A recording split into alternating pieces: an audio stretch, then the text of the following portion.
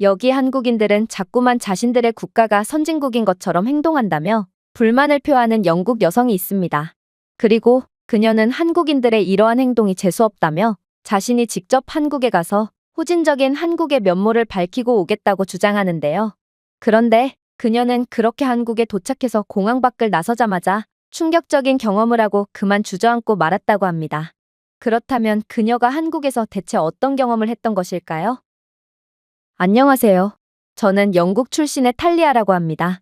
제게 있어 세상에서 가장 특이했던 나라를 꼽으라면 저는 조금의 고민도 없이 한국을 꼽을 만큼 저는 한국과 얽힌 여러 특별한 경험들을 해봤는데요. 그리고 이러한 한국과의 특이한 인연의 시작은 바로 중국에서의 유학 생활을 할 때였습니다. 저는 중국이 요즘 무섭게 치고 올라오고 있으니 이 기회를 놓치지 말고 중국에서 공부해보라는 부모님의 강요에 못 이겨 결국 중국의 대학교로 유학을 가게 되었거든요. 그런데 중국에서 알게 된 한국인들은 하나같이 뭔가 이상하더라고요. 왜냐하면 이들은 꼭 바보 같은 행동을 일삼았고 늘 손해를 보곤 했거든요. 그중에서 어쩌다 같은 무리 속에 소속되어 억지로 함께 다니게 된 한국인 수연만 봐도 그랬습니다. 그녀는 자신의 물건을 자꾸만 잃어버리고 다녔고 멍청한 행동을 하며 자신의 고가의 귀중품들을 도둑맞곤 했거든요. 예를 들면 그녀는 카페에 노트북을 두고 화장실을 다녀온다거나 지갑을 뒷주머니에 넣고 다닌다거나 하는 몰상식한 행동을 일삼았고 중국에서 이러한 행동은 제발 내 귀중품을 훔쳐가 주세요. 제겐 더 이상 이러한 제품들이 필요 없답니다. 라고 광고하는 행동이었기에 수연은 늘 자신의 귀중품들을 도둑맞아야만 했습니다. 그녀뿐만 아니라 중국에 유학을 오게 된 한국인들은 꼭 학과의 수석 내지 차석을 밥 먹듯이 차지하며 지능지수가 상당히 높은 듯한 모습을 보여줬는데 아이러니하게도 항상 수연과 똑같은 실수를 일삼으며 자신들의 귀중품을 잃어버리곤 했는데요. 한국인들은 어째서 잘 해나가다가도 이러한 결정적인 순간에 모자란 행동을 하며 손해를 보는 것일까요? 저는 그런 한국인들이 너무 답답해서 대체 왜 그런 멍청한 짓을 하는 거냐고 진지하게 물어본 적도 수차례나 될 정도였죠. 그런데 그때마다 수연뿐만 아니라 다른 한국인 친구들도 한국에서는 절대로 남의 물건을 훔치지 않고 카페에 귀중품을 올려놓거나 휴대폰이나 지갑을 뒷주머니에 넣어도 절대로 훔쳐가지 않는다라는 말도 안 되는 소리를 해오며 한국에서의 행동이 습관화되어 잘 고쳐지지 않는다는 말을 덧붙이는 거 아니겠어요? 이건 도저히 믿기 힘든 말이었어요. 물론 중국이야 이례적으로 이러한 범죄들이 특히나 빈번하게 일어나지만 영국이나 다른 유럽 국가들 또한 상황은 그다지 다르지 않거든요. 저는 한국인들이 왜 이러한 아무도 안 믿을 법한 거짓말을 하며 변명을 하는지 이해가 안 갔고 이들은 전부 허언증 환자라는 편견까지 갖게 되었습니다. 아무래도 한국인들은 한국이 그만큼 안전하다는 것을 강조하며 자국을 은근슬쩍 자랑하려는 속셈인 것처럼 보이기도 했죠. 이렇듯 자국을 올려치게 하는 것은 중국인들이 상당히 자주 사용하는 수법이었기에 저는 한국인들의 계략을 단번에 눈치챌 수 있었던 것입니다. 중국인들은 꼭 한국 같은 국가를 은근슬쩍 비하하며 동시에 자국을 띄우는 말을 즐겨 사용하고 이러한 거짓말을 통해 저희 같은 외국인들에게 세뇌와 날조를 시도하거든요. 아무튼 그렇게 저는 한국인들은 재수가 없는 사람들이라고 생각하며 대학교를 졸업하게 되었습니다. 그리고 운 좋게 졸업을 하자마자 중국 내의 영국계 회사에 취업하게 되었죠. 중국은 마음에 안 드는 곳 투성이었지만 그래도 저는 요즘 같은 불경기에 취직을 한 게 어디인가 싶어 중국에서 계속 살게 된 제 운명을 받아들였습니다. 그러다 최근에는 제게 아주 좋은 기회 하나가 찾아오게 되었습니다. 그건 바로 한국으로의 파견이었는데요. 제가 왜 그렇게나 싫어하던 한국 파견을 잘된 일이라고 표현하냐면 저는 재수없는 한국인 수연과 대학교 외국인 동문 모임으로 엮여서 졸업 후에도 계속 마주치게 되었는데 이번 한국행은 그런 그녀를 골려줄 수 있는 좋은 기회라고 생각되었기 때문입니다. 중국인 녀석들은 워낙 이기적이고 자국에 대한 말도 안 되는 올려치기를 하며 다른 나라 출신의 외국인들에게 불쾌감을 주곤 했기에 저희는 주로 외국인들끼리만 친목을 유지하곤 했는데요. 그런데 수연은 중국에서 여전히 자신의 물건을 잃어버리곤 했고 한국에서는 이래도 아무도 안 훔쳐가던데 한국에서 들인 습관이 잘 안 고쳐진 애라며 멋쩍은 웃음을 짓곤 했기에 저는 그녀가 여전히 재수없다고 생각하던 차였죠. 저는 그녀에게 항상 이 멍청아, 그건 중국뿐만 아니라 세계 어디를 가도 절대로 해서 안 되는 행동이야. 그런데 어떻게 다른 사람들이 전부 훔쳐가는데 오직 한국인들만 그런 보너스 같은 물건을 안 훔쳐갈 수가 있어? 제발 거짓말 좀 그만해. 라는 말을 하고 싶은 충동이 들기도 했지만 그런 말을 함부로 내뱉다가 중국에서 그나마 믿을 사람들인 외국인 동기 모임 친구들을 잃을 수도 있겠다는 생각에 애써 말을 삼키곤 했어요.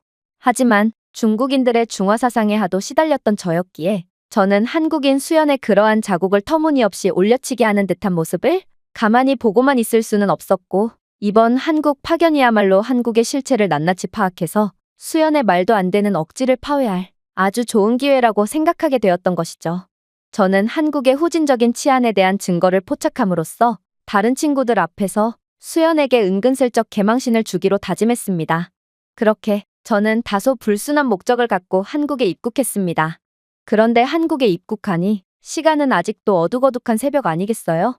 저는 이러한 상황에서 택시를 타고 곧장 숙소로 향해야 하나 아니면 아침이 완전히 밝아오기까지 기다려야 하나 고민이 되었습니다. 왜냐하면 중국에서의 경험상 밤에 택시를 혼자 타는 것은 굉장히 위험한 행동이거든요. 중국 택시는 미터기가 고장났다며 말도 안 되는 요금을 청구하거나 경로를 빙 돌아서 가는 사기를 치는 것은 말할 것도 없고, 운행 중간에 갑자기 경로에도 없던 우범지대로 들어간 다음 요금을 10배로 주지 않으면 이곳에 강제로 하차시켜버리겠다는 살벌한 협박까지 일삼고 있죠. 저는 그나마 운이 좋아서 10배의 요금을 지불하고 무사히 목적지에 도착할 수 있었지만, 혹여나 이러한 중국인들의 택시 사기에 반박을 하거나 화를 내며 대응하면 이들은 정말로 우범지대에 승객을 내려놓고 떠나버리며 자신의 폭력 조직에 속해 있는 동료들을 불러서 끔찍한 짓을 벌이기도 합니다.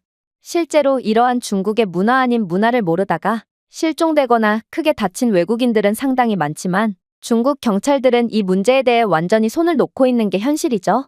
아무튼 이건 돈뿐만 아니라 목숨까지 위험한 사기이므로 저는 그때의 중국에서의 트라우마가 다시금 떠올라서 몸서리쳤습니다. 하지만 아침이 밝아오기까지 기다리는 건 너무도 지루하고 피곤한 일이었습니다. 심지어 저는 엄청나게 배가 고픈 상태이기도 했죠. 결국 저는 수연처럼 비이성적인 행동을 하게 되었습니다. 그건 바로 아직 아침이 밝아오지도 않은 상황이지만 택시를 잡고 숙소로 향하는 거였죠. 그런데 그렇게 약간의 긴장을 하며 탑승한 한국 택시에서 저는 곧바로 경악을 할 수밖에 없었는데요. 왜냐하면 한국 택시에 한글로 적혀진 택시기사 프로필 옆에는 웬 QR코드가 존재하고 있었고, 택시 기사 프로필을 확인하라는 영어 글귀까지 적혀 있었거든요. 그리고 제가 반신반의하며 QR코드를 확인했을 때 곧바로 택시 기사의 프로필 및 이전 승객들이 남긴 평점까지 공개되는 아주 투명한 정보가 나열되는 거 아니겠어요? 중국에서는 범죄자나 신원불상자가 택시기사를 하는 경우도 많고, 심지어 납치를 노린 위장택시도 상당히 많기에 택시를 타는 건 때때로 목숨을 걸어야 하는 일입니다. 물론 정상적인 택시를 탑승하더라도 택시기사는 운행 중에 흡연을 하는 등 매너가 아주 최악이죠. 그러나 한국에서는 이러한 투명한 시스템 덕분에 안전하고 원활한 택시 운행이 보장된다니, 안 그래도 중국에서 트라우마가 생겼던 저로서는 이러한 완벽한 제도를 구축한 한국에 큰 호감이 들었습니다. 하지만 한국의 놀라운 점은 여기서 끝이 아니었어요. 택시 안에는 실시간 언어 번역 장치가 장착되어 있었고, 덕분에 저는 한국어를 전혀 할 줄 모름에도 한국인 택시기사와 원활히 대화할 수 있었거든요. 이건 도대체 어떻게 되먹은 기술이란 말인가? 저는 이러한 최첨단 기술이 당연하다는 듯 보편화되어 있는 한국에 기가 찰 따름이었습니다. 분명 자신들은 세계 최고의 기술 강국이고 미국을 넘은 세계 최강국이라며 허세를 부리던 중국에서는 30분 만에 한 번꼴로 퍼지는 고물택시가 엄청난 매연을 뿜으며 굴러다니고 있고, 에어컨조차 안 나오는 택시 안에서는 각종 사기 행위가 일어나고 있는데요. 그런데 분명 중국인들은 한국은 중국의 카피 국가이며 중국의 모든 기술력을 복제하는 기술 후진국이라고 주장했지만, 오히려 한국은 중국 따위는 자신들을 넘볼 수조차 없다는 듯 말도 안 되는 기술력으로 택시에서조차 21세기를 초월한 듯한 편의성을 보여주고 있었습니다. 하지만 한국은 이런 건 별것도 아니라는 듯 더욱 충격적인 모습을 보여주더군요. 바로 택시 조수석의 시트 뒤에는 뒷자리에 앉은 제가 조작할 수 있는 전자 스크린 하나가 달려 있었거든요. 한국인 택시 기사는 이 스크린은 공항 택시들에서 시범적으로 운영하고 있는 외국인 안내 스크린이라고 했고, 스크린을 통해 기본적인 한국어와 관광지, 그리고 한국 문화에 대해 배울 수 있다는 도저히 믿을 수 없는 이야기를 해왔는데요. 저는 그런 만화 속에서나 나올 법한 기술이 대체 어디 있냐며 이 한국인 택시기사 또한 수연처럼 허세를 부리는 거구나 싶었지만 스크린을 조작하니 스크린은 정말로 한국 여행에 필요한 여러 정보들을 소개해 주더라고요.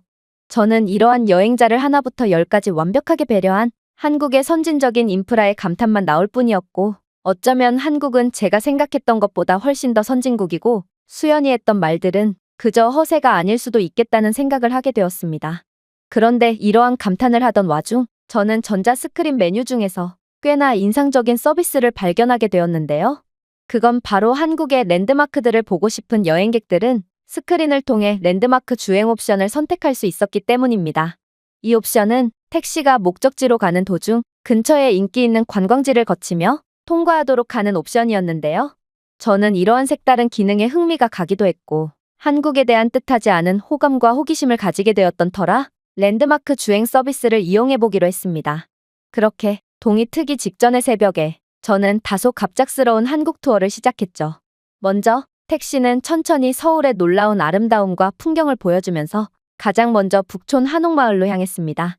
저는 북촌 한옥마을의 좁고 매력적인 거리들을 구불구불하게 지나며 우아하게 휘어진 지붕들과 복잡한 나무 격자 무늬가 있는 전통적인 한국의 전통 한옥들을 눈이 휘둥그레진 채 구경했는데요. 한옥은 정말로 한국의 유서 깊고 정통성 있는 건축유산임을 증명하는 듯 몹시 아름다운 자태를 뽐내고 있었습니다. 그리고 최근 들어 한국의 인기는 상상을 초월하는지 이제 막 동이 트고 있음에도 외국인 관광객들은 한옥마을을 빼곡히 채우고 있었는데요. 심지어 그중 몇몇은 전통 한복까지 입은 상태더라고요. 이러한 조화로운 광경을 본 저는 마치 당시의 시간으로 돌아간 것 같은 황홀한 기분마저 들었습니다. 다음에 둘러볼 곳은 청와대라는 한국의 대통령 관저였어요. 높은 산을 배경으로 자리 잡은 청와대의 푸른 기와지붕이 산의 웅장한 풍경과 그림 같은 대조를 이뤘고 역시나 한옥마을처럼 상당한 조화의 미를 자랑하고 있었는데요. 그런데 전자 스크린을 활성화하니 이 스크린은 GPS를 자동으로 인식한 뒤 청와대에 대한 주요 역사적 사건과 이 상징적인 건물의 중요성을 강조하여 한국 현대사에 대한 간략한 설명을 제공해주는 거 아니겠어요? 아니, 도대체 한국은 얼마나 발전된 국가기에 고작 택시 하나만 탑승했을 뿐임에도 완벽한 관광지 투어와 가이드까지 들을 수 있는 것인가요? 저는 이 나라의 상상 이상의 기술력에 연신 감탄하기만 할 뿐이었습니다. 그렇게 저는 한국의 아름다운 풍경과 관광지들을 감상하며 마침내 경복궁에 도착하게 되었습니다. 고요한 산을 배경으로 한 궁궐의 대문과 장엄한 건축물이 앞에 나타났을 때 저는 저 궁궐이 한국에서 가장 유명한 곳이겠구나를 곧바로 확신했죠. 역시나 스크린은 경복궁의 GPS를 인식했고 궁궐의 역사와 조선 왕조의 심장으로서의 역할에 대한 간략한 개요를 제공했는데요. 고작 택시를 통한 짧은 투어였을 뿐이었음에도 저는 고즈넉한 전통 한옥, 청와대의 현대적인 우아함, 인사동의 활기찬 거리, 경복궁의 웅장함 등을 전부 느낄 수 있었고 이 모든 광경은 저를 한국에 도착하자마자 서울의 다면적인 매력에 경외하게 만들 만큼 아름다웠습니다. 그렇게 저는 한국인의 실체를 밝히겠다는 제 목표를 완전히 잊은 채 한국에 완전히 빠져들고 말았죠. 하지만 즐거운 시간은 빨리 지나가 버리는 법이었습니다. 즐거운 택시 여행은 마무리되었고 저는 곧 숙소에 도착하게 되었거든요.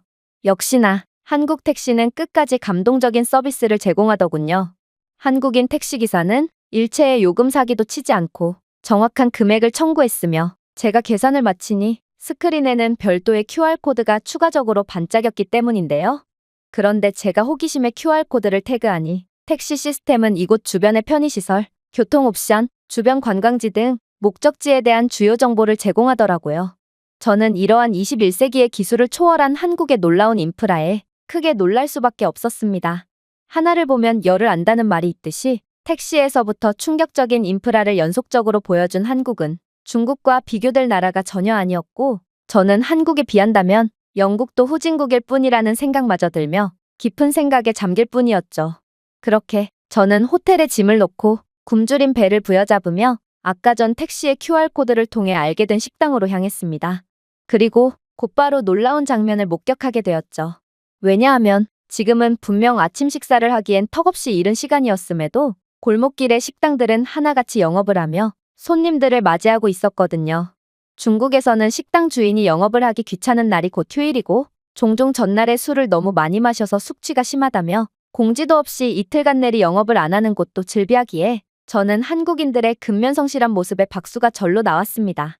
더 충격적이었던 점은 그렇게 주문한 오징어 볶음 요리는 맛도 맛이었지만 무척이나 신선했다는 거였는데요. 보통 중국에서 이른 아침에 식당을 여는 경우 전날에 미처 팔지 못한 식재료가 남아서 싱싱하지 않은 재료를 처리하기 위함인 경우가 많습니다. 그런데 한국 식당은 어떻게 이른 아침임에도 이러한 신선한 식재료로 음식을 만들 수 있단 말인가요? 저는 호기심이 들어 번역기 앱을 들고 한국인 주인 아주머니께 비결을 여쭤보게 되었습니다. 그런데 한국인 아주머니는 정말 예상치도 못한 놀라운 이야기를 해오는 거 아니겠어요? 식재료를 새벽에 공급받았으니 당연히 신선할 수밖에 없지. 저기 식당 밖에 보냉 박스 못 봤어?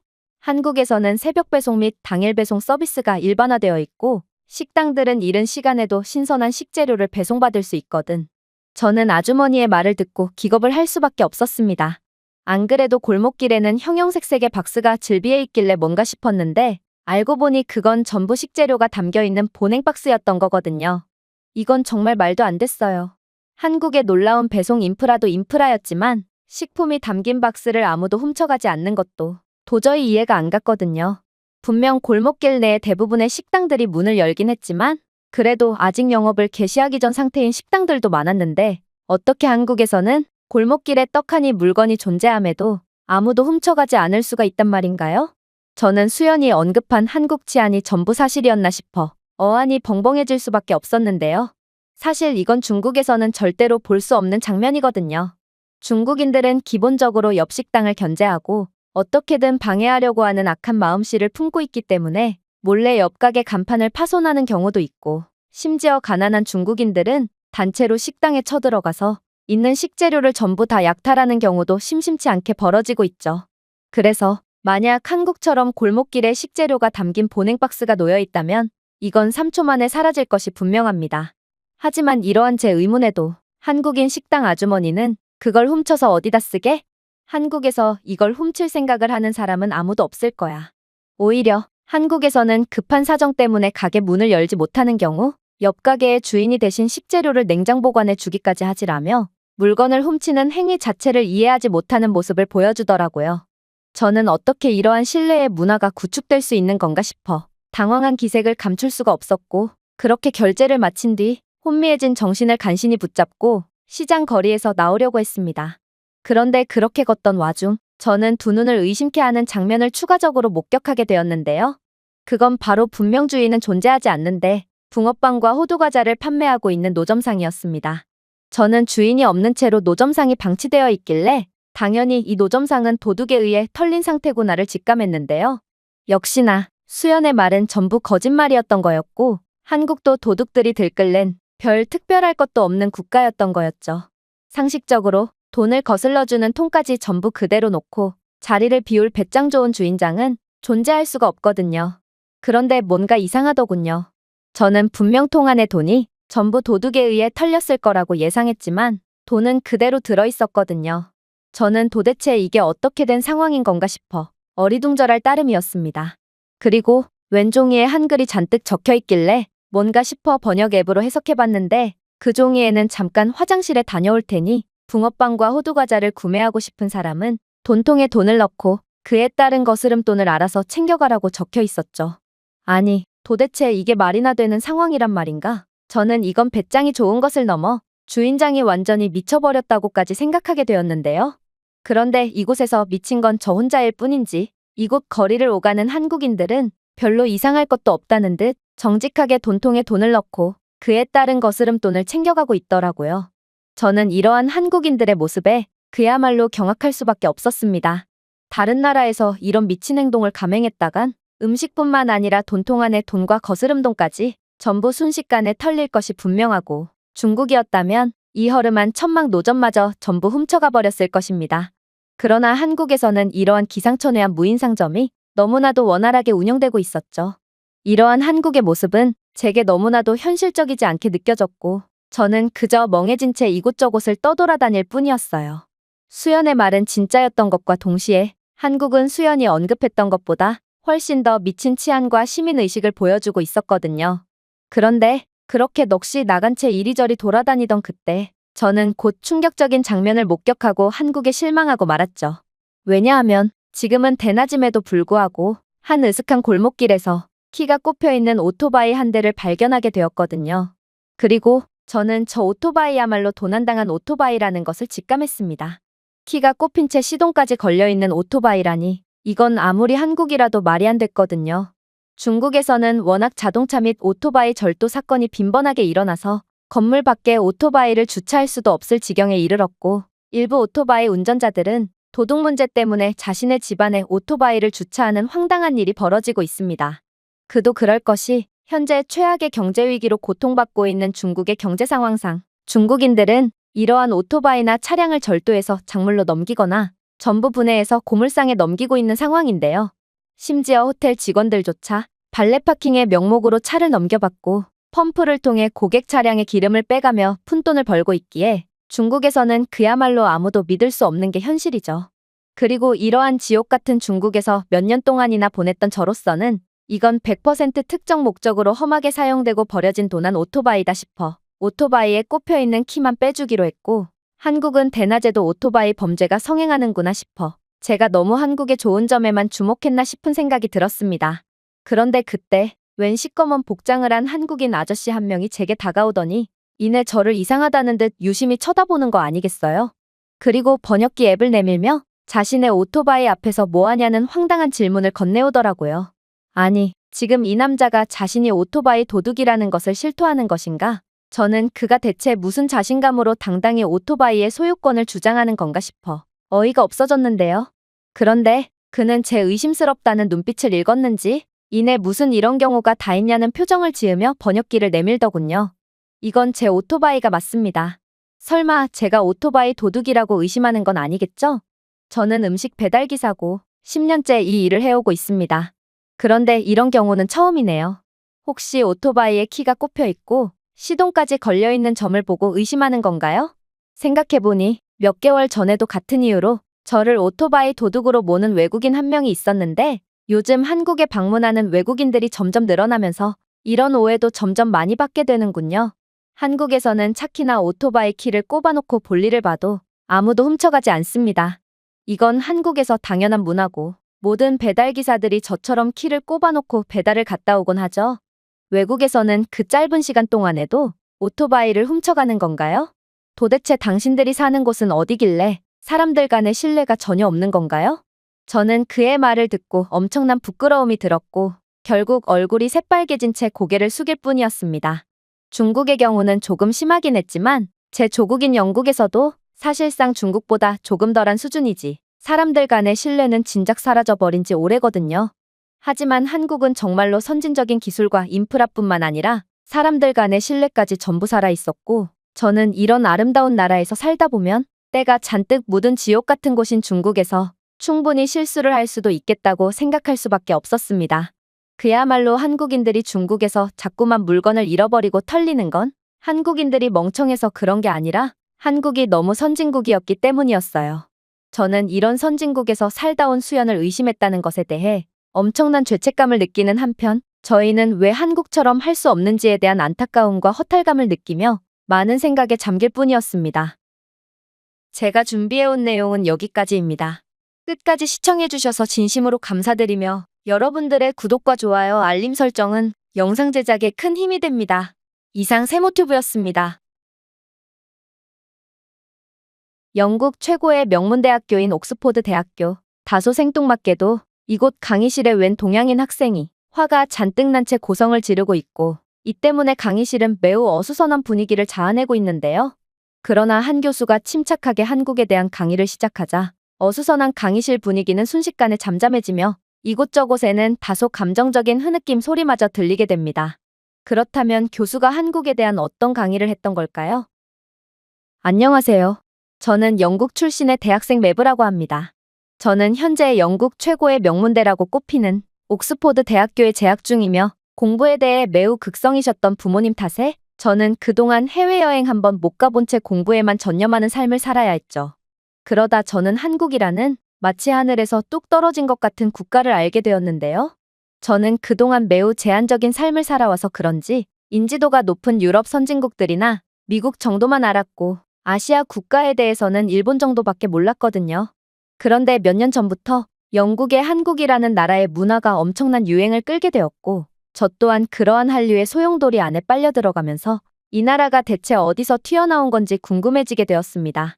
이렇게나 경제적으로 부유하고 문화적으로 윤택한 나라임에도 어떻게 저는 그동안 한국에 대해 전혀 모르고 있었을 수가 있단 말인지 저는 제 짧은 식견에 대해 부끄러움마저 느꼈죠.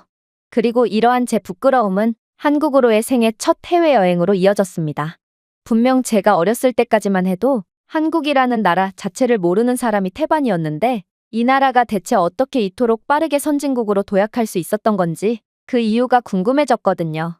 그리고 저는 한국에 도착하자마자 큰 충격을 받을 수밖에 없었습니다. 왜냐하면 한국은 마치 지구가 아닌 완전히 다른 행성에 존재하는 것처럼 모든 부분에서 생각지도 못한 모습을 보여주고 있었거든요.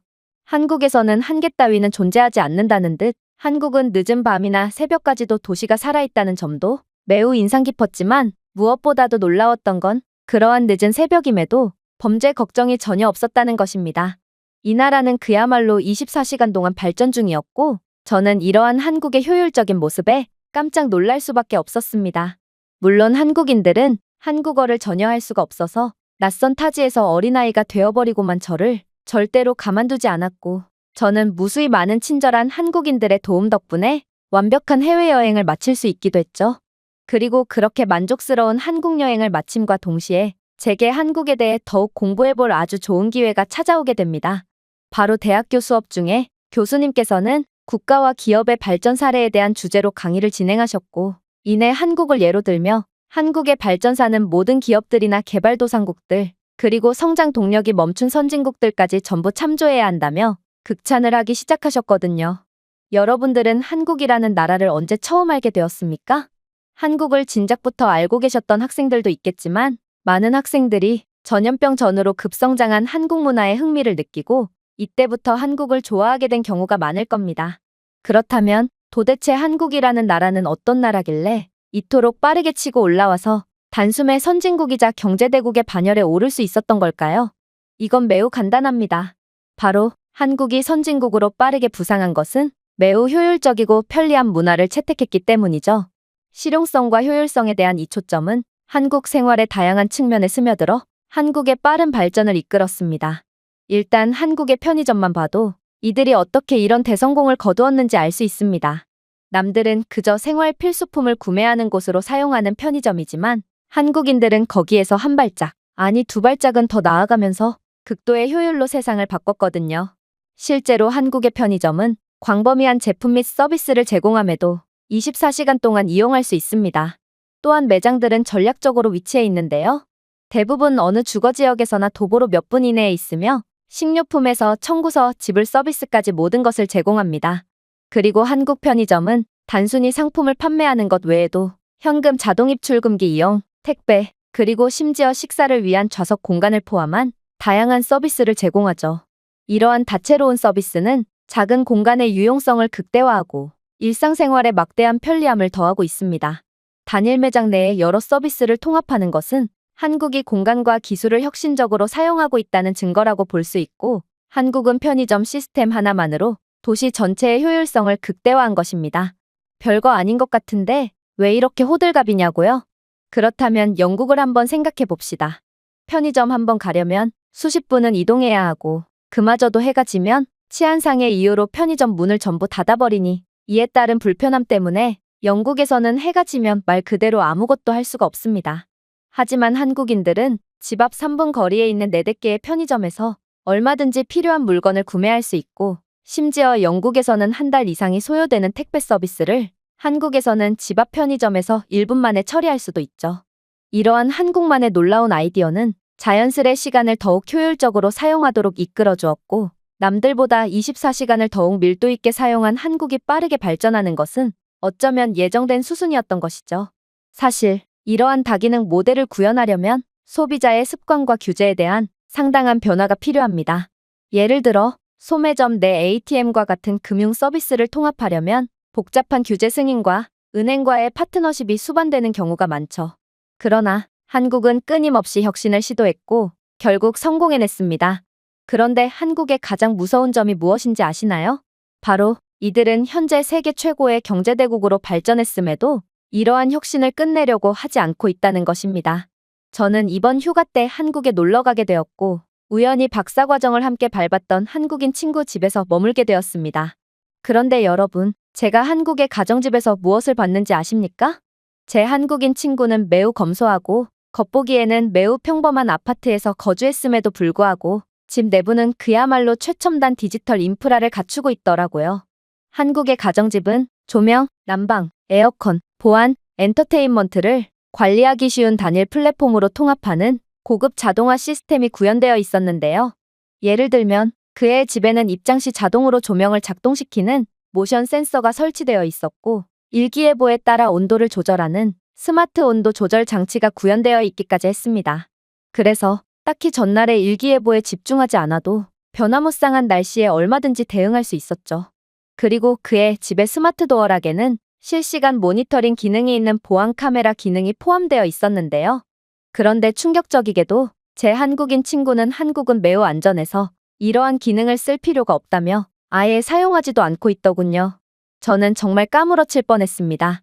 영국에서는 택배 절도나 각종 좀도둑과 강도 등 가정집에 대한 범죄가 하루에도 수차례씩 벌어지고 있지만 한국은 너무 안전하기 때문에 최첨단 디지털 인프라를 갖추고도 굳이 사용할 필요조차 없었던 것입니다. 물론 한국은 엄청난 기술 강국답게 사물인터넷 기술에 관해서도 타의 추종을 불허하는 모습을 보여주고 있었죠. 여러분들, 놀라지 말고 잘 들으세요.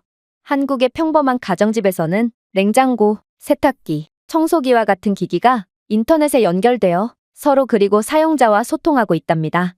이러한 상호 연결은 특정 시간에 자동으로 작동하는 세탁기나 음식 재료가 부족할 때 주인에게 알려주는 냉장고와 같은 자동화된 일상생활을 용이하게 해주고 있죠.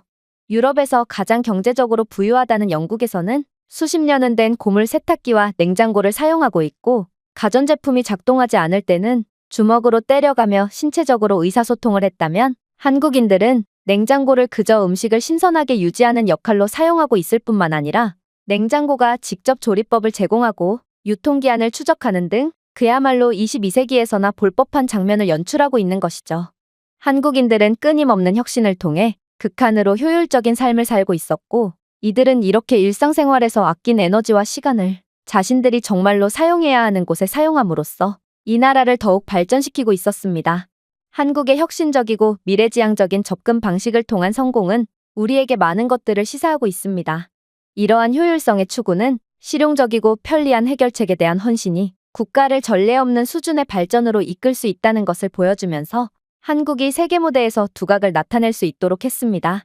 이러한 한국의 우수성은 새로운 것들을 시작하려는 모두가 본받아야 할 것이며, 특히나 성장 동력이 멈춰버린 영국은 즉시 한국의 효율적인 시스템을 배워야 합니다. 저는 이러한 한국의 저력에 정말 깜짝 놀라고 말았습니다. 어디선가 갑자기 툭 튀어나온 것처럼 느껴졌던 한국은 나름의 자랑스러운 발전사를 가진 선진국이었거든요. 그런데 모두가 교수님의 말씀에 동의한다는 듯 고개를 끄덕일 때 오직 한 사람만은 잔뜩 얼굴을 찌푸린 채 고개를 가로젓더군요.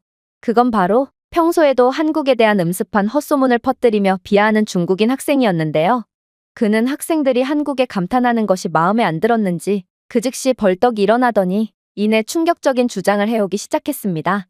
교수님의 말씀은 완전히 잘못되었습니다.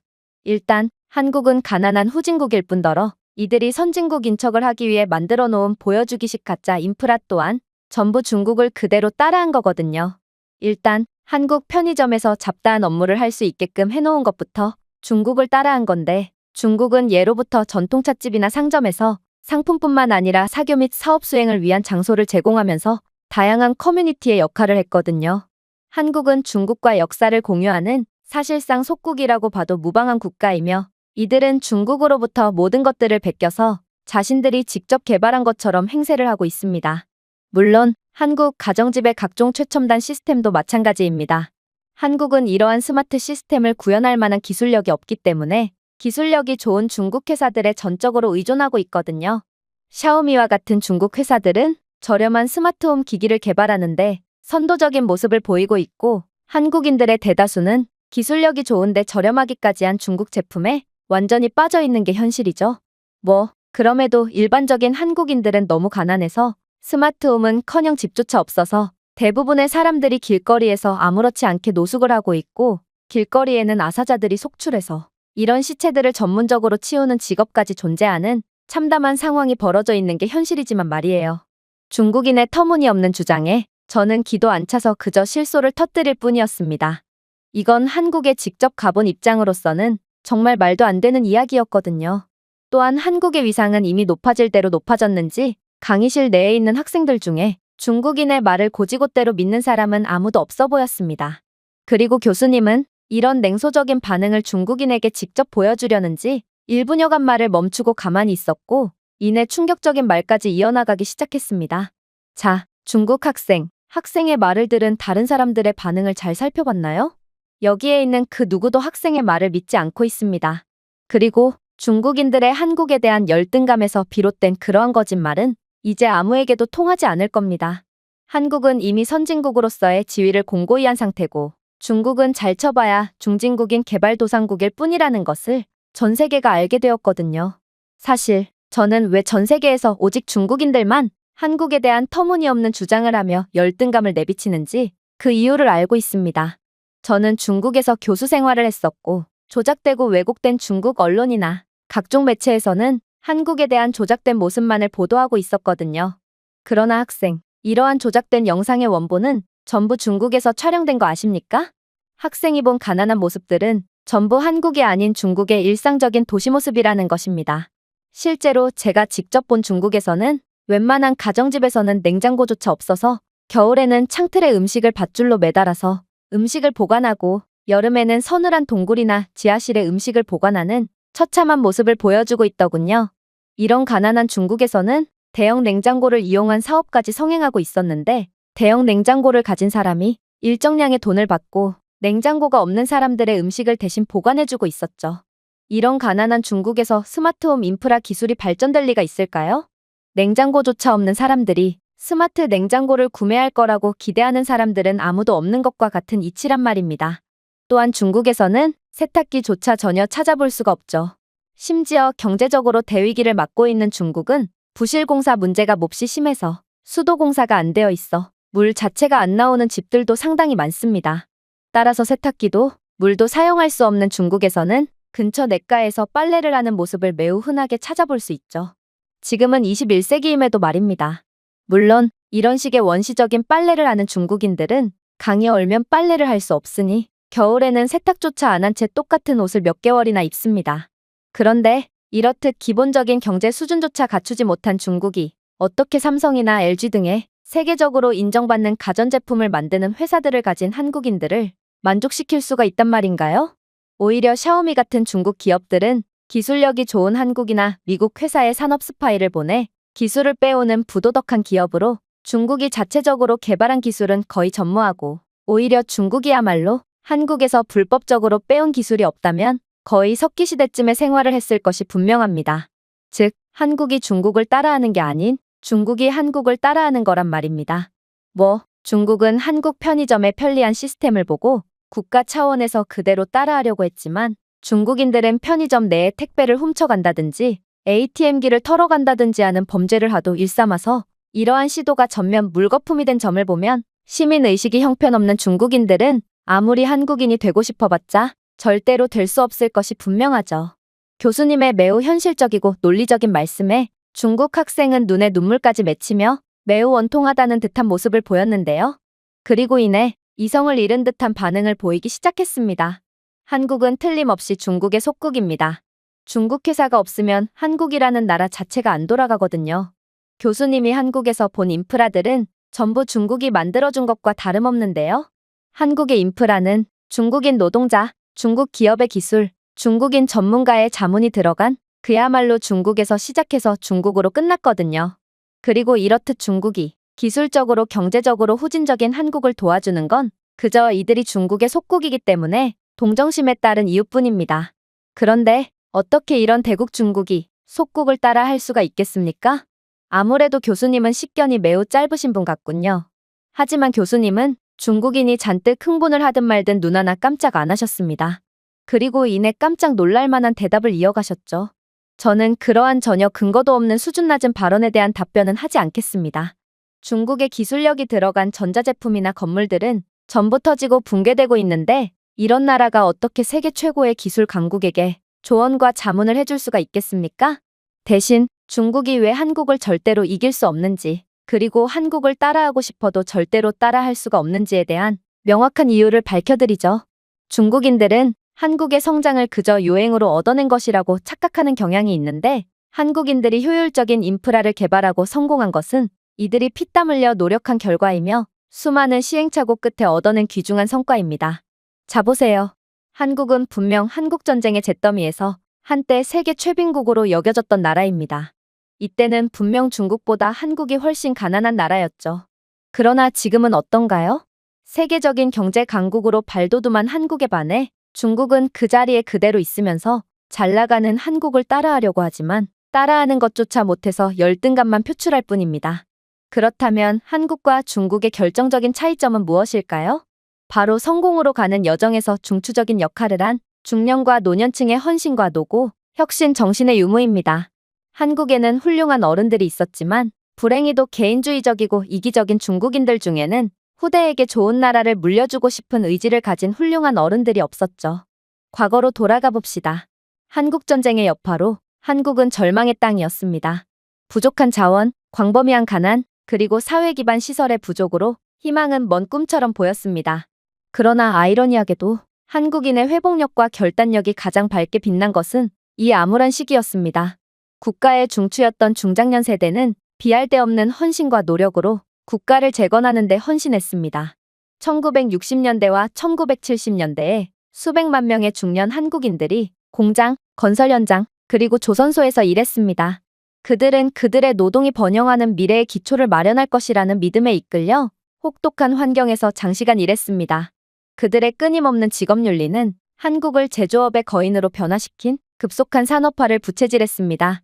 1970년대 새마을 운동이 도입된 것이 이러한 정신을 잘 보여줍니다. 이 농촌개발 프로그램은 지역사회의 협력과 자립을 장려하여 농업 생산성과 사회 기반 시설을 개선했습니다. 중장년의 한국인들은 이러한 노력을 이끌었고 종종 그들의 마을을 개선하기 위해 쉬지 않고 일했습니다. 그렇다면 같은 시기에 중국인들은 무엇을 했을까요? 놀랍게도 중국인들은 자신들의 문화를 스스로 불태우고 기꺼이 원시시대로 돌아가는 것을 택했습니다. 중국인들은 자신보다 잘난 사람을 미워하고 자신이 노력하기 싫으니 노력을 하는 다른 사람들까지 끌어내리며 다 같이 죽자는 이해할 수 없는 행동을 하기 시작했죠. 그러나 한국인들은 달랐습니다. 한국인들은 비록 자신은 조금 힘들고 어렵더라도 자신들의 후대만은 편안하고 안락한 삶을 살기를 원했거든요. 이에 대한 증거로 교육의 중요성을 인식한 당시의 중년의 한국인들은 그들의 아이들이 가능한 최고의 교육을 받도록 보장하기 위해 상당한 희생을 했습니다.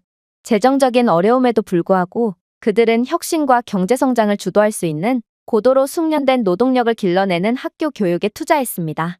부모님들은 종종 등록금을 마련하기 위해 다양한 일을 했고 가족 전체가 더 나은 교육 기회를 가진 도시로 이주하는 것은 드문 일이 아니었습니다.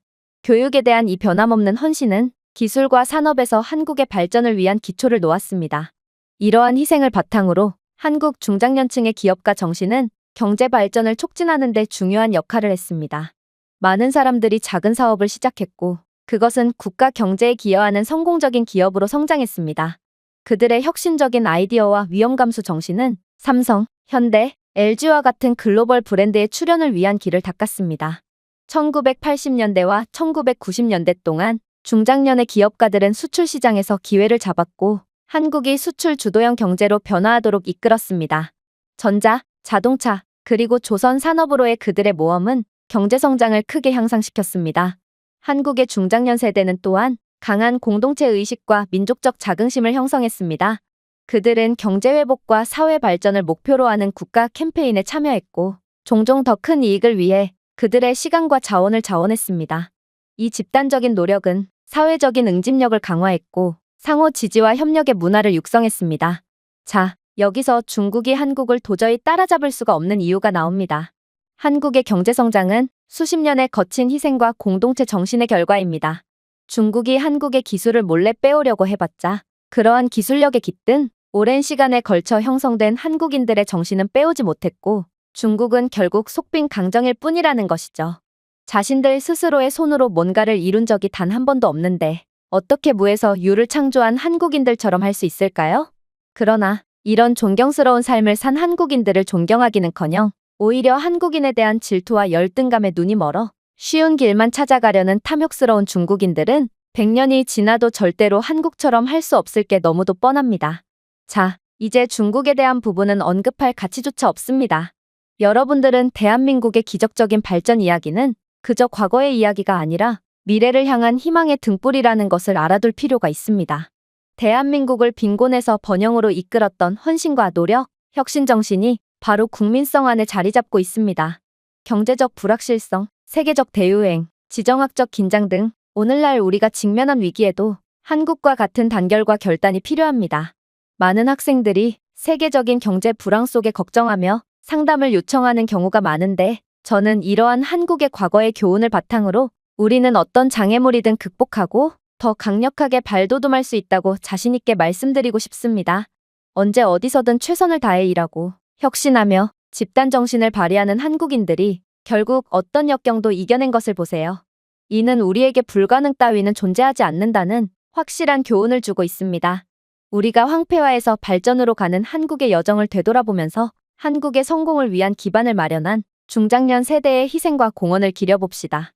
그들의 이야기는 헌신, 노력, 그리고 혁신으로 우리가 비범한 것을 성취할 수 있다는 것을 강력하게 상기시켜줍니다. 우리가 한국의 유산을 계승하며 세계를 위해 더 밝은 미래를 계속 건설하려고 할 때 비로소 우리는 한국처럼 불가능마저도 극복하는 힘을 얻게 될 것이 분명합니다. 교수님의 연설에 저희 모두는 교수님의 말씀이 끝난 줄도 모르고 계속해서 숨죽인 채 집중하고 있을 뿐이었습니다. 아무래도 저뿐만 아니라 대다수의 학생들이 한국의 이러한 구체적인 역사에 대해서는 몰랐던 모양이었고 저는 전혀 예상치도 못한 한국의 저력에 그저 입을 벌린 채 감탄할 뿐이었죠. 중국 학생은 자신의 조국이 부끄러워서인지 아니면 한국에 대한 열등감을 느껴서인지 교수님의 강연이 끝나자마자 강의실을 박차고 나가며 끝까지 추한 모습만을 보여줬는데요. 저는 이제 아무도 선동당하지 않는 거짓 정보로 아직까지 분란을 일으키는 중국인들의 학을 떼면서도 이런 불량한 국가를 이웃으로 두었음에도 정도의 길을 걸어온 한국에 존경심마저 느끼는 중이랍니다. 제가 준비해온 내용은 여기까지입니다. 끝까지 시청해주셔서 진심으로 감사드리며 여러분들의 구독과 좋아요, 알림 설정은 영상 제작에 큰 힘이 됩니다. 이상 세모튜브였습니다. 여기 후진국 한국으로는 절대로 수학여행을 가지 않겠다며 고집을 부리는 외국 여성이 있습니다. 그러나 한국은 가난해서 물가가 저렴하다는 담임 선생님의 말씀을 듣고 그녀는 좋은 계획이 생각나 그 길로 한국으로 가게 되었다고 하는데요.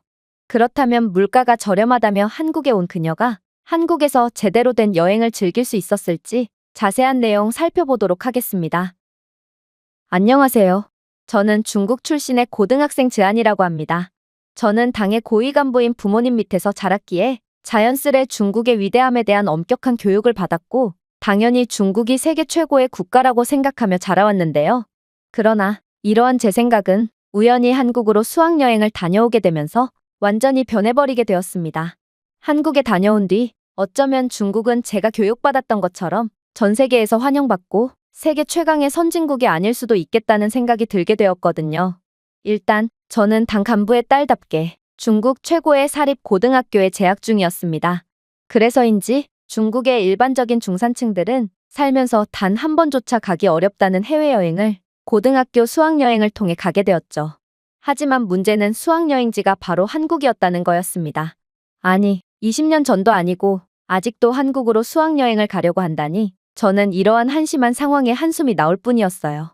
한국은 중국의 여러 지원 덕분에 꽤 발전하는 듯 싶었으나 현재는 경제위기로 인해 폭삭 망해버린 국가로 현재 한국 출신의 불법 외국인 노동자가 중국에서 어떤 굳은 일이든 마다하지 않고 노동을 한다는 소식이 들려오는 걸로 보아 한국은 여행으로 갈 가치가 전무한 빈곤 국가일 뿐이라고 생각하게 되었거든요. 저는 이런 나라에서 시간을 낭비하고 싶지 않았기에 그 즉시 담임 선생님께 한국 따위는 가지 않겠다며 확고한 의사를 밝혔습니다. 그런데 선생님은 놀라운 말을 건네오는 거 아니겠어요? 즈안, 선생님도 한국이 가난한 국가라는 점에는 동의해. 그런데 한국은 빈곤해서 물가가 매우 저렴하다고 해. 그리고 한국인들은 세계에서 유일하게 엄청난 속도로 경제대국으로 발전한 중국의 역사에 존경을 표하고 중국의 여러 강력한 면모를 배우기 위해 중국인과 친해지고 싶어하고 존경심을 느낀다고 한단다. 그야말로 중국인들이 한국에 간다면 그 즉시 황제 취급을 받을 수 있는데 우리가 한국 여행을 마다할 이유가 어디에 있겠니? 이러한 선생님의 솔깃한 말을 들은 저는 생각을 고쳐먹게 됩니다. 아무리 후진국 한국이라지만 중국인에 대한 존경을 한껏 느끼고 자존감을 충전하는 힐링 여행을 다녀오는 것도 나쁘지 않을 것 같았거든요. 그렇게 저는 한국으로의 수학여행을 떠나게 되었습니다. 그런데 저는 한국 공항에 도착하자마자 큰 충격을 받고 말았어요. 왜냐하면 인천공항 한복판에 뜬금없이 웬 부스가 있어서 당황했는데 그 부스에서는 인천공항을 이용하는 승객들의 안에 원활한 관광을 돕고자 임대 휴대폰을 무료로 대여해주는 시범 서비스가 진행 중이었기 때문입니다. 아니, 어떻게 스마트폰을 무료로 대여해줄 수가 있단 말인가? 저는 당황한 기색을 감추지 못하고 말았습니다. 분명 한국은 가난한 국가인 줄 알았는데 어떻게 가난한 국가가 아무런 보증도 받지 않고 휴대폰을 무료로 대여해준다는 말인가요? 저는 한국이 휴대폰을 미끼로 외국인들의 정보를 해킹해서 등쳐먹을 속셈인 거라고 생각했지만 저와 함께 수학여행을 온 다른 친구들은 그렇게 생각하지 않는 모양인지 곧바로 임대 휴대폰을 대여하기 위한 절차를 밟고 있더군요. 저는 오히려 한국의 선진적인 서비스를 이용하고 있는 중국 학생들의 모습에 뭔가 잘못돼도 단단히 잘못되었음을 느꼈습니다. 가난한 한국이라더니 오히려 한국과 중국의 상황이 바뀐 것처럼 보였거든요. 사실 제가 다니는 학교가 중국에서 제일 잘 나가는 사립학교긴 했지만 중국 정부의 지역균형 정책 때문에 부자가 아님에도 머리가 좋은 친구들이 정부의 지원을 받고 입학하는 경우가 종종 있는데요. 그런데 워낙 빈부격차가 심한 중국이다 보니 이렇듯 중산층이나 서민계층의 친구들은 정말 상상치도 못한 경제력을 보여주곤 했습니다. 아직도 중국에는 휴대폰조차 없는 사람들이 많은지 지원을 받고 사립학교에 입학하는 학생들은 스마트폰은커녕 수업을 위해 필요한 기본적인 책이나 필기구조차 없는 경우가 많았거든요. 그래서 이들은 어쩔 수 없이 다른 학생들의 물건을 도둑질해서 공부를 이어나가고 있는 게 현실입니다. 그리고 이러한 중국 학생들은 전화통화만 간신히 되는 휴대폰밖에 없거나 아예 스마트폰 자체를 단 한 번도 사용해 본 적이 없는지 잔뜩 들뜬 표정으로 한국 공항에 임대 스마트폰을 대여하고 있는 거 아니겠어요? 저는 이들의 가난한 모습이 중국의 명예를 더럽히는 것 같아 그들을 못마땅한 눈빛으로 쳐다봤지만 제가 할 수 있는 건 아무것도 없었습니다. 그런데 벼랑간 갑자기 한 무리의 학생들이 탄성을 내지르며 경악을 하는 반응을 보이는 거 아니겠어요? 저는 도대체 이번에는 무슨 상황인가 싶어 빠르게 그들에게로 향해 봤는데 충격적이게도 그들이 대여한 임대 스마트폰은 임대 스마트폰이라는 명칭에 걸맞지 않게 엄청난 성능을 보여주고 있더라고요. 일단 인천공항에서 빌려준 삼성 휴대폰으로는 4K 화질의 영상을 실시간 시청하는데도 전혀 문제가 없었는데요. 이건 휴대폰의 성능도 성능이지만 고성능의 무선 인터넷이 제공되지 않는다면 절대로 볼 수 없는 장면이기에 저는 화들짝 놀라고 말았습니다. 그리고 저는 곧 한국에서는 공공 와이파이마저도 최고 속도의 인터넷인 와이파이 6 모델을 지원하고 있을 뿐더러 한국은 엄청난 기술 강국이기에 삼성에서 만든 휴대폰은 아무리 보급형이라도 초고화질의 영상을 전혀 끊김없이 선명하게 시청할 수 있다는 사실을 알게 되었습니다. 사실 이건 중국과는 정반대의 상황이라 저는 어안이 벙벙할 따름이었어요. 중국의 기업들은 자신들이 만든 휴대폰의 성능을 뻥튀기해서 광고하고 있고 실제로는 중국은 고화질의 영상을 시청할 수 있을 만한 휴대폰 제조 기술을 가지고 있지 않거든요. 저는 부모님의 특수한 직업 때문에 반드시 중국산 휴대폰을 사용해야만 하는데 중국산 휴대폰으로는 아무리 고급 모델이더라도 고화질의 영상을 절대로 시청할 수가 없고 조악한 휴대폰 성능 때문에 실시간 라이브 또한 계속해서 끊겨서 마치 동영상처럼 시청해야 합니다. 심지어 중국은 전 세계 최고 속도의 인터넷을 보유하고 있다며 광고하고 있지만 실제로는 그것도 전부 선전용 거짓 광고일 뿐인데요. 중국에서는 무늬만 와이파이지 실상은 연결 자체가 안 되는 공갈 와이파이만이 즐비해 있을 뿐더러 그나마 있는 공공 와이파이도 해킹 와이파이기에 모르는 무선 인터넷에 함부로 연결했다간 곧바로 휴대폰 내의 모든 정보가 해킹당해버리는 게 현실이죠. 그러나 한국은 그저 임대 휴대폰만으로도 이 모든 것을 가능하게 하는 미친 인프라를 보여주고 있었던 것입니다. 저는 이러한 한국의 전혀 예상치도 못한 선진적인 모습에 그저 두 눈을 껌뻑일 뿐이었고, 그런 저를 본 담임 선생님은 여긴 공항인 것을 잊지 말라며 한국은 선진국인 척을 하기 위해 외국인들이 많이 다니는 곳에만 집중적으로 인프라를 깔아둔 거라며 너스레를 떨더라고요.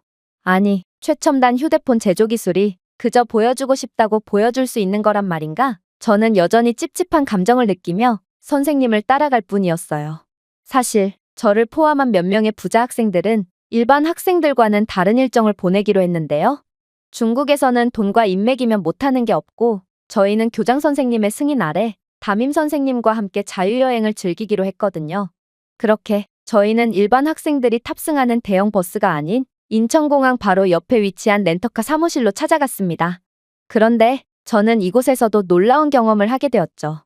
왜냐하면 한국에서는 이래도 되나 싶을 정도로 렌터카 대여가 순식간에 이루어졌거든요. 중국에서는 차량이 꽤 고급 이동수단으로 여겨지고 따라서 재산이나 제대로 된 신분을 증명할 수 없다면 절대로 렌터카를 빌릴 수 없는데요. 심지어 적절한 증명 과정이 이루어진다고 해도 개인 전자장치나 귀중품을 담보로 맡겨야 하는 불편한 과정이 이어지죠. 그러나 한국에서 차량은 그저 저렴한 이동수단일 뿐인지 특별한 검사조차 제대로 안 하고 곧바로 렌터카를 대여해 주더라고요. 그러나 더 놀라웠던 건 대여한 렌터카에 탑승했을 때였습니다. 그렇게나 한국을 무시했던 운전자 담임 선생님께서 한국에서 운전을 시작함과 동시에 기겁을 하며 비명을 지르길래 뭔가 싶었더니 한국의 렌터카에 달려있는 GPS 내비게이션은 놀라운 기능을 자랑하고 있더군요. 일단 내비게이션은 기본적으로 다국어를 지원했기에 저희 같은 국제 여행객들에게도 편리한 경험을 보장했을 뿐더러 경로 최적화와 실시간 트래픽을 업데이트해주며 혼잡을 피하고 목적지까지 가장 빠른 경로를 찾을 수 있도록 도와주고 있었죠. 물론 렌터카에는 고속 와이파이가 기본적으로 제공되고 있었기에 저희는 더욱 만족스러운 드라이브를 즐길 수 있었습니다. 그렇게 한국의 고속도로를 달리면서 저는 생각할수록 뭔가 이상하다는 생각이 들었어요. 아니, 차량 내부에 이러한 최첨단 시스템이 구성되어 있다는 건 계약서 상에 적혀 있지도 않았는데 어떻게 한국은 말도 없이 차량을 업그레이드 해줄 수가 있단 말인가요? 저는 혹여나 렌터카 업체 측에서 돈을 더 받기 위해 몰래 추가 옵션을 넣은 것은 아닌가 하는 의심이 들게 되었습니다. 사실 중국에서는 한국과는 정반대에 깜짝 다운그레이드 사기가 성행하고 있거든요. 중국에서는 세단을 예약하면 폐차 직전에 차량을 받는 경우가 종종 있고 심지어 사이드 미러나 시트와 같은 필수 부품이 누락된 자동차를 받거나 안전벨트가 고장나서 로프나 천 스트립으로 대충 만든 가짜 안전벨트가 달린 차량을 받는 경우도 있는데요. 하지만 중국에서 렌터카 계약서는 오래된 장부의 수기로 작성되어 언제든지 폐기나 조작이 가능하기에 소비자는 울며 겨자 먹기로 고물차를 비싼 값에 대여할 수밖에 없는 것입니다. 이렇듯 계속된 의심을 하다 보니 저는 더 이상은 참을 수 없어서 렌터카 업체에 전화를 걸어봤습니다. 그런데 한국인 렌터카 직원은 이내 유창한 영어를 구사하며 충격적인 답변을 건네오는 거 아니겠어요? 한국에서 렌터카에 내비게이션 기능이 추가되어 있는 건 당연한 거예요. 그리고 와이파이는 그냥 서비스 개념인데 고작 와이파이 하나로 생색을 내는 것도 영 안 내켜서 굳이 계약서 상에 넣지 않은 겁니다. 한국은 원래 그런 나라거든요. 저는 그의 답변에 화들짝 놀라서 말문이 막히고 말았습니다. 중국에서는 이러한 무료 서비스를 제공하기는커녕 남에게서 최대한 이익을 챙기기 위해 수단과 방법을 가리지 않는 경우가 많거든요. 중국에서는 렌터카 서비스에 숨겨진 수수료와 불분명한 가격 구조를 제공함으로써 금액을 과다 청구하는 사기나 심지어 렌터카 직원이 렌터카에 GPS를 붙여놓고 정차된 차량을 몰래 훔친 다음에 고객 보고 차량 분실에 대한 책임비를 지불하라는 사기를 치는 경우도 비일비재합니다. 물론 렌터카를 이용하는 고객들도 사고를 냈음에도 대충 스프레이로 가리거나 발뺌을 하는 경우가 많은데요. 또한 중국에서는 차량 안에서 담배를 피우는 건 기본이고 운전을 하다가 소변이 마려우면 아무리 고속도로더라도 창문을 열고 소변을 보거나 물병이나 비닐봉지에 용변을 본 뒤 도로로 던지는 경우도 몹시 흔하죠. 이러한 야만적인 행위의 결과는 고스란히 차량에 누적되어 중국의 렌터카 상태와 위생은 정말 최악 중의 최악이라고 볼 수 있습니다. 이미 차량 안의 냄새부터가 지옥에서 올라온 듯한 퀴퀴한 냄새가 풍겨오거든요. 아무튼 중국에서는 서로가 서로에게 사기를 치는 게 당연시 여겨지는 각박한 사회라는 것입니다. 그러나 한국은 최첨단 인프라를 바탕으로 서로가 서로에게 하나라도 못 챙겨줘서 안달이라니 저는 이러한 선진적인 사회 분위기가 영 적응이 안 돼서 당황함을 느낄 뿐이었습니다. 그렇게 저희는 이동을 하는 와중에도 내비게이션이 추천해주는 경치가 좋은 경로, 그리고 근처의 명소 및 맛집 추천을 받으며 흥미로운 드라이브를 즐길 수 있었는데요. 그런데 담임 선생님은 뜬금없이 욕짓거리를 내뱉으며 짜증을 내는 거 아니겠어요? 그녀의 다소 황당한 태도에 저는 대체 뭐가 불만이냐고 물어봤습니다. 그러자 그녀는 씩씩대며 한국은 왜 운전자의 자율성을 방해하는 거냐며 애꿎은 차량인들을 쾅쾅 내려치는 거 아니겠어요? 제가 당황해서 선생님에게 자초지종을 물어보니 선생님은 여전히 분이 안 풀렸는지 신경질적인 태도로 말을 이어나갔습니다.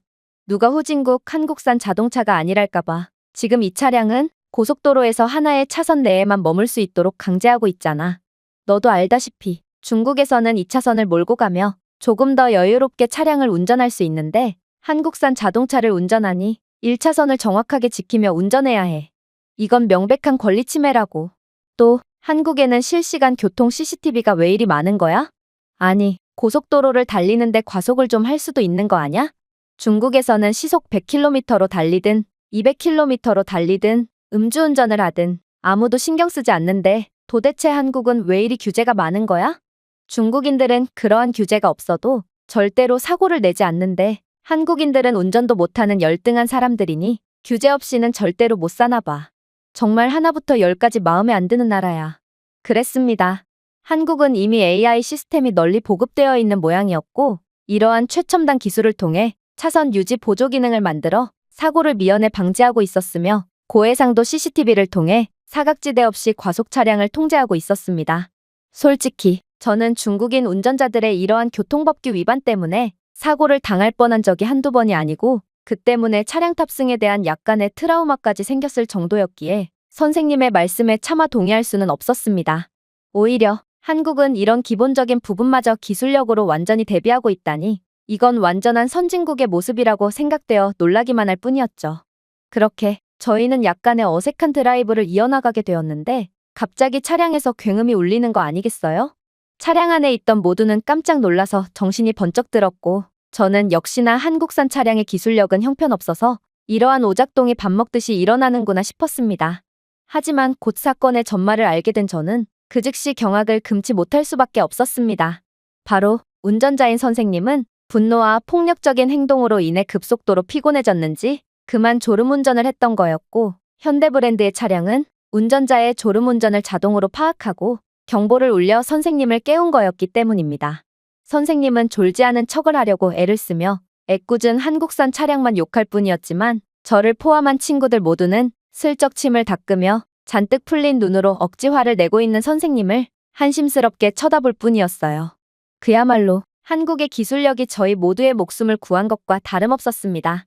문제는 저는 선생님의 이러한 책임감 없는 행동으로 인해 일전의 트라우마가 다시 도지고 말았다는 건데요.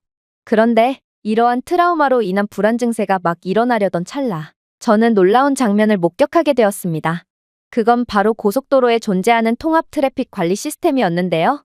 고속도로에 웬 대형 구조물 하나가 존재하길래 뭔가 싶어봤더니 한국의 디지털 표지판에는 현재의 교통 상황 및 예상 이동 시간, 날씨 및 도로 작업 알림에 대한 실시간 정보를 제공하고 있었을 뿐 아니라 휴게소가 얼마나 남았는지도 정확하게 표기해주고 있더라고요. 이건 정말로 놀라웠습니다.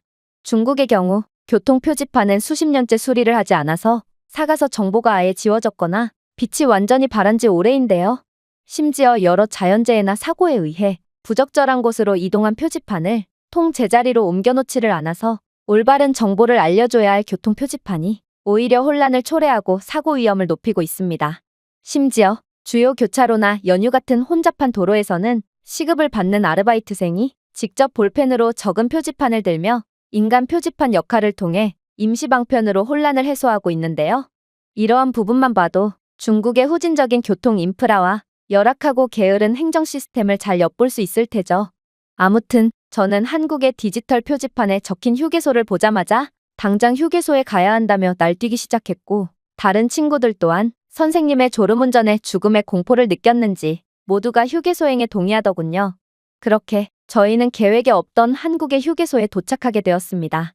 그런데 한국의 휴게소는 제가 생각했던 것과는 완전히 다르더군요. 이건 고속도로 휴게소가 아니라 모든 인프라가 모여있는 서비스 종합단지쯤으로 보였거든요. 일단 한국의 휴게소에는 와이파이는 기본이고 전기차 충전소와 현재의 고속도로 현황을 보여주는 실시간 정보 화면까지 갖추고 있었는데요. 그런데 이곳에는 다양한 먹거리뿐만 아니라 찜질방 및 낮잠을 잘 수 있는 별도의 시설까지 구비되어 있더라고요. 이건 도저히 현실적이지 않은 시설들이었기에 저는 그러한 찜질방이나 낮잠 전용 시설에 직접 들어가 보기까지 했습니다. 그리고 역시나 그곳에는 운전에 지친 한국인 운전자들이 잠시 휴식을 취하며 피로를 풀고 있더라고요. 사실 현재 중국에서는 졸음운전 문제가 매우 심각한데요. 그러나 이에 대한 마땅한 해결책도 없는 상황입니다. 중국 고속도로에는 변변한 휴게소조차 존재하지 않고 그마저 있는 휴게소들은 그 간격이 터무니없이 많이 떨어져 있죠. 그러한 휴게소마저 낮잠을 잘 수 있는 시설은커녕 칸막이 없는 변기만이 놓여있는 열악한 상태에 있는 경우가 많지만 말이에요. 그래서 중국의 고속도로에는 휴게소 대용이 존재합니다. 중국의 고속도로에는 비공식 시장과 노점상이 늘어서 있는 경우가 많거든요. 중국에는 고속도로에서 신문지와 임시천막을 들고 다니면서 간이 화장실을 만들어주는 전문적인 직업까지 존재하는데 중국인들은 이러한 서비스마저 이용하지 않고 그저 남들이 다 보는 고속도로 갓길에서 아무렇지 않게 볼일을 처리할 뿐입니다. 물론 중국에서 길에서 용변을 보는 건 그렇게 이상하거나 무례하게 여겨지지도 않으므로 아무도 신경 쓰지 않지만 말이에요. 이에 한술 더 떠 중국의 고속도로 갓길이나 교차로에는 불법으로 건축된 건축물들이 존재하는 경우도 있고 이러한 건물들은 유료 화장실이나 노점상으로 활용되고 있는 경우가 많은데요. 고속도로를 따라 무단으로 건축물을 건축하고 침범하는 것은 가용 공간을 줄이고 교통을 방해하지만 이들은 지역 조직폭력배들과 비리 공무원들에게 장사비 명목으로 돈을 지불하고 있기에 이러한 불법 건축물들은 철거될 기미가 보이지 않죠. 이게 바로 중국의 처참한 현실이라는 것입니다.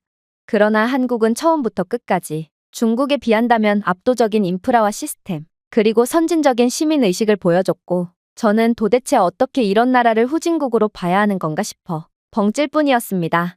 그리고 이렇듯 한국의 선진적인 면모를 몸소 느끼니 저는 한국의 더 충격적인 인프라들이 눈에 들어왔어요.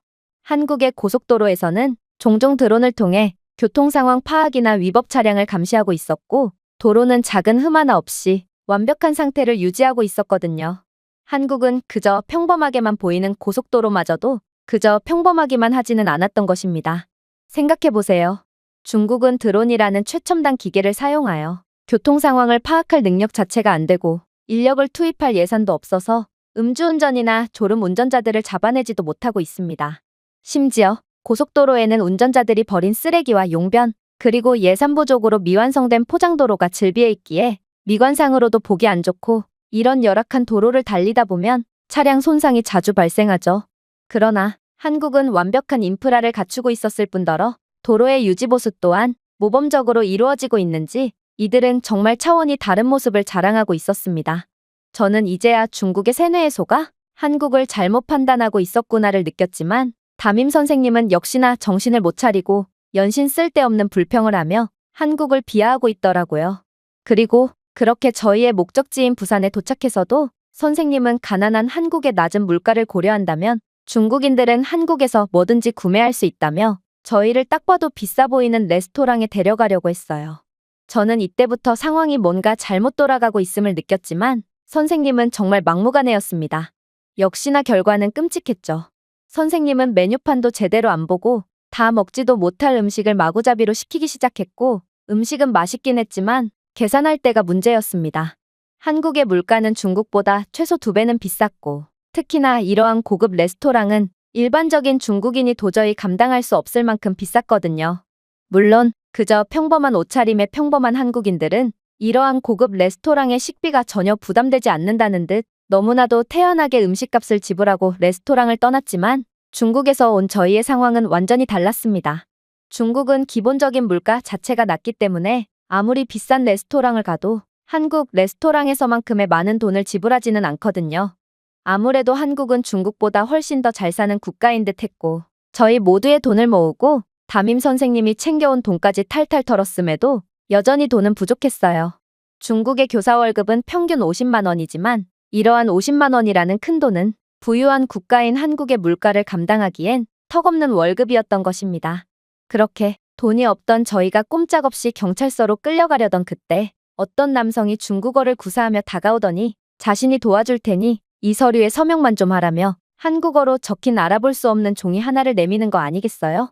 저는 한국이 중국보다 선진국인 것은 인정하겠으나 역시나 끈끈한 동지에는 중국을 못 따라오는구나 싶어 타지에서도 서로에게 도움을 베푸는 중국인의 아름다운 마음씨에 자부심이 밀려왔습니다. 하지만 나중에 알고 보니 그는 조선족 출신의 사채업자였더라고요. 그는 한국에서 같은 중국인 동포들을 등쳐먹으며 사채업을 하고 있었고 한국어로 적혀 있어서 몰랐지만 저희가 서명한 서류 또한 돈을 빌려주는 대가로 터무니없이 비싼 이자율이 적혀 있던 것입니다. 그렇게 저희는 한국에서 같은 중국인 동포에게 사기를 당해 터무니없이 큰 돈을 지출해야 할 위기에 처해버렸고 저는 역시 중국인들은 안 되는구나 싶어 고개를 푹 숙일 뿐이었습니다. 만약 똑같은 상황이었다면 한국인들은 타지에서 위기에 처한 같은 한국인들을 보고도 오히려 사기를 치며 등쳐먹었을까요? 생각이 여기까지 미쳤을 때 저는 그 즉시 중국의 세뇌에서 풀려나오며 과거에 한국을 가난하고 후진적인 나라라고 비하하던 저 자신이 엄청나게 부끄러워졌습니다. 제가 준비해온 내용은 여기까지입니다. 끝까지 시청해주셔서 진심으로 감사드리며 여러분들의 구독과 좋아요, 알림 설정은 영상 제작에 큰 힘이 됩니다. 이상 세모튜브였습니다.